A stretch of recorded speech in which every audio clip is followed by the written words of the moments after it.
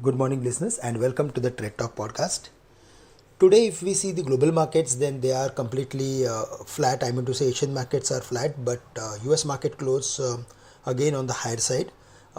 Singapore Nifty is also following to the US market. It is trading higher, nearly 95 points. If we go through with FI's investments in equities, then after a long time, they bought nearly 500 crores on Friday. But the best part was that the market closed higher on Friday despite there was a lot of headwinds which are still intact. Crude index is around 82, 83. Dollar index is around 75, 95 levels, and 10-year bond yield is around 1.55. So all these things are still unchanged, which is certainly negative for emerging markets, but they are there for last couple of days, or we can say couple of weeks. So now the market is now started looking for some other events. Results season is almost about to getting over. So I think the market will start looking at some other major events, and on that the market will start focusing. So if we see the overall trend of the market, then on Friday the market was it opened little lower, but again it came back, and finally in fact it has managed to climb a new high for the week. Which was around 18,123. So based on the overall formation, we are of the view that the market is again ready to move towards 18,350 or 18,450 levels.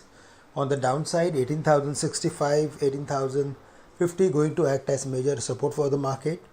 After opening at 18,200, if there is any correction, then we should look for adding some long positions close to 18,100, 18,050 with a stop loss at 17,950 on the downside.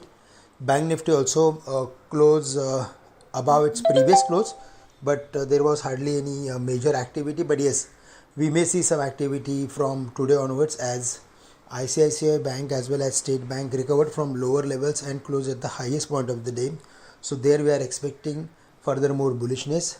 From the IT basket, Infosys, TCS and other mid-cap companies did well. So there also we are seeing some further more buying, and heavyweights like Hindustan Lever and Reliance are steadily moving upward.